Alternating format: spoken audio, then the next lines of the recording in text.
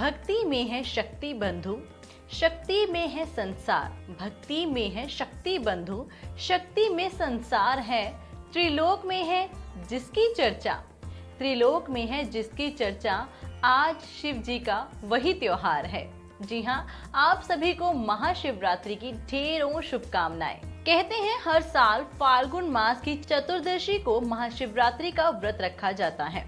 महाशिवरात्रि मासिक शिवरात्रि से कहीं ज्यादा महत्वपूर्ण मानी जाती है। इसे सबसे बड़ी शिवरात्रि माना जाता है और इस बार महाशिवरात्रि 11 मार्च 2021 को है। जी हाँ, यानी कि आज के दिन आप सभी और हम सभी मना रहे हैं महाशिवरात्रि का ये पावन त्योहार। जी हाँ, तमाम लोगों का मानना है कि इस दिन भगवान शिव और शक्ति का मिलन हुआ था।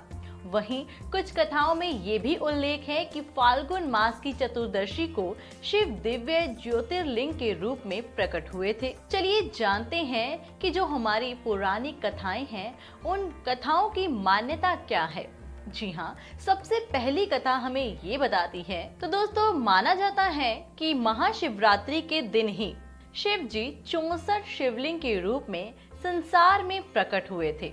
जी हाँ, संसार में लोग सिर्फ उनके 12 शिवलिंग को ही ढूंढ पाए जिन्हें 12 ज्योतिर्लिंग के रूप में पूजा जाता है। ये थी एक कथा। और दूसरी कथा में कहा जाता है कि इस दिन माता पार्वती और शिव जी का विवाह हुआ था और शिव जी ने वैराग्य जीवन से ग्रस्त जीवन में प्रवेश किया था।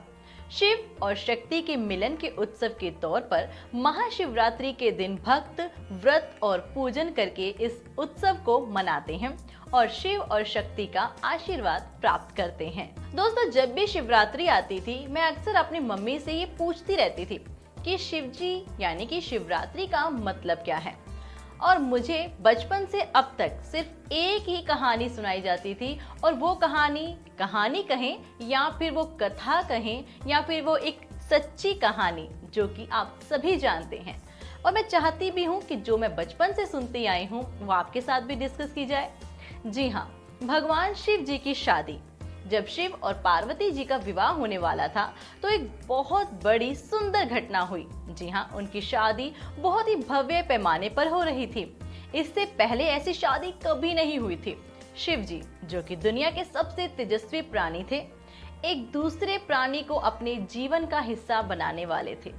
उनकी शादी में बड़े से बड़े और छोटे से छोटे लोग शामिल हुए। जी हाँ, सभी देवता तो वहां मौजूद ही थे, लेकिन असुर भी वहां पर पहुंच गए। जी हाँ, आमतौर पर जहां देवता जाते थे वहां असुर जाने से मना करते थे और जहां असुर जाते थे वहां देवता ही नहीं जाते थे। तभी तो कहा जाता है शिव पशुपति हैं, मतलब सभी जीवों के देवता भी हैं। तो सारे जानवर, कीड़े मकोड़े और सारे जीव उनकी शादी में उपस्थित हुए।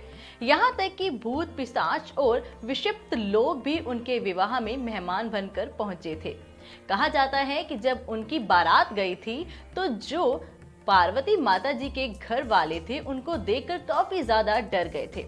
एक पल के लिए तो उनके पिता ने मना ही कर दिया इस शादी को रखने के लिए। जी हाँ, उस बारात को देखकर सभी डर गए थे, मगर ये तो शिव जी का विवाह था, इसीलिए उन्होंने अपने सारे झगड़े भुलाकर एक बार एक साथ आने का मन बनाया। शिव पशुपति हैं, मतलब सभी जीवों के देवता भी हैं और इस देवता की शादी में, इस देवता के विवाह में कौन नहीं उपस्थित होना चाहता था। जी हाँ दोस्तों, सभी मेहमान बनकर आए। दोस्तों, आज के दिन मंदिरों में काफी ज्यादा भीड़ होती है और भगवान को प्रसन्न किया जाता है, लेकिन आप सभी जानते हैं कि आज के इस दौर पर मंदिरों में जाना और लाइनों में लगना या फिर भीड़ को एकत्र करना काफी ज्यादा मुश्किल है और मुश्किल पलों में हम घर पर बैठकर भी अपने भोलेनाथ जी को प्रसन्न कर सकते हैं। जी हाँ, मंदिरों में काफी ज्यादा भीड़ होती है क्योंकि हर एक भक्त शिव जी को प्रसन्न करने के लिए उनकी उपासना करता है। जी हाँ, आज के दिन यानी कि महाशिवरात्रि वाले दिन शिवलिंग पर जल, फल, फूल, बेल, पत्र, इन चीजों से भगवान शिव जी को प्रसन्न किया जाता है। तो इस प्रकार महाशिवरात्रि का त्योहार मनाया जाता है और आप सभी को एक बार फिर से यस टीवी की पूरी टीम की तरफ से महाशिवरात्रि की ढेरों शुभकामनाएं। ओम नमः शिवाय।